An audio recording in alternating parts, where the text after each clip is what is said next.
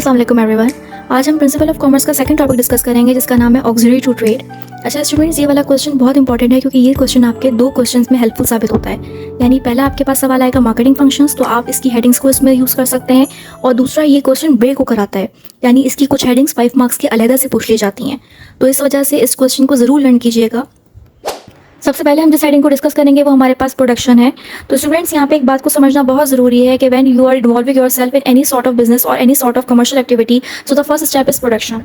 आप जब भी बिजनेस में एंटर करेंगे तो आपको पहले प्रोडक्शन के मैटर को सॉल्व करना पड़ेगा कि what to produce, when to produce, how to produce, where to produce, क्या चीज़ प्रोड्यूस करनी है, कैसे कारोबार शुरू होगा, अशिया कहाँ से पैदा होगी। तो बेसिकली जब आप प्रोडक्शन के एस्पेक्ट को अपने माइंड में रखेंगे तो डेफिनेटली आपको 4 फैक्टर ऑफ प्रोडक्शन को कंबाइन करके उसको इन्वॉल्व करना ज़रूरी है।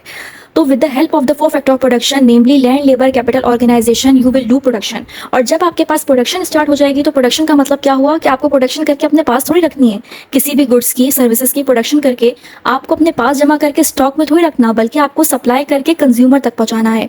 तो बेसिकली कॉमर्स का पहला एजेंडा ये होता है कि प्रोडक्शन करने के बाद उसको कंजम्पशन तक के सफर करवाना। This is known as the commerce, ठीक है। और ये हमारे पास प्रोडक्शन फर्स्ट स्टेप कहलाता है, हमारे बिजनेस और हमारे कमर्शियल एक्टिविटी की इब्तिदा कहलाता है। नेक्स्ट पॉइंट जो हमारे पास आता है वो बैंकिंग एंड फाइनेंस है। अब मैं स्टूडेंट को ये बात पूरा साल याद करवा देती हूँ कि आपको स्टार्ट ही ऐसे लेना है कि banking and finance is said to be the life blood of the business. आपका बिजनेस कभी स्टैब्लिश नहीं कर सकता without money, without banking, without financing. पैसा लगाए बगैर आप सोच ही नहीं सकते बिजनेस करने का।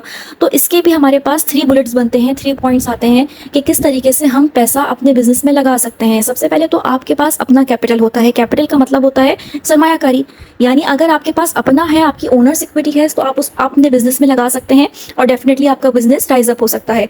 दूसरा हमारे पास फाइनेंसिंग करने का तरीका होता है, जब आपके पास पैसा नहीं है तो क्या करेंगे। तो खुद सोचिए, यहाँ पे हम बोरोइंग करते हैं, यानी अगर पैसा आपके पास नहीं है तो आपके पास दूसरा वे सोर्स होता है कि आप लोन ले लें किसी से या फिर बैंक से। और थर्ड हमारे पास एक पूरी भरपूर हेडिंग है जिसका नाम है रिटेन अर्निंग। कि रिटेन अर्निंग का मतलब होता है accumulated profit of the previous year, यानी जो आपका पिछला साल पैसा जमा हुआ रखा है, पैसा बचा हुआ रखा है, पैसा प्रॉफिट की सूरत में मुनाफा हुआ था, आपने बचा के रखा है, तो डेफिनेटली जो प्रीवियस ईयर का आपका एक्यूमुलेशन है आप उसको नेक्स्ट ईयर इस्तेमाल कर सकते हैं। तो बेसिकली हमारे पास फाइनेंसिंग करने की ये 3 मेजर सोर्सेज कहलाती हैं जिसके ज़रिए आप अपने बिजनेस को वाइडर कर सकते हैं। थर्ड हेडिंग हमारे पास आती है इन्फॉर्मेशन। अब इन्फॉर्मेशन में हम यहाँ पे ये ज़रूर मेंशन करते हैं कि before involving yourself in any sort of economic activity you have a relevant information. आपके पास अगर रेलिवेंट इन्फॉर्मेशन नहीं है, आपके पास अगर ओल्ड इन्फॉर्मेशन है, तो डेफिनेटली आपका बिजनेस फॉल हो सकता है। तो आपके पास primary as well as secondary information regarding your product, regarding your services होनी चाहिए ताकि आप अपनी प्रोडक्ट को, आप अपनी सर्विस को अपडेट कर सकें। नेक्स्ट हेडिंग है हमारे पास एडवर्टाइजमेंट।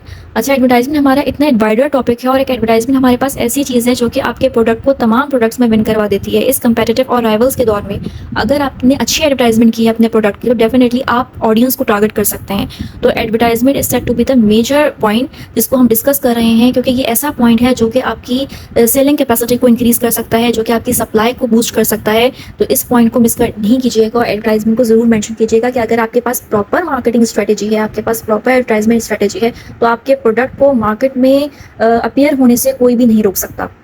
अब इस टॉपिक के लास्ट हेडिंग को डिस्कस करते हैं जो कि हमारे पास ग्रेडिंग एंड स्टैंडर्डाइजेशन है।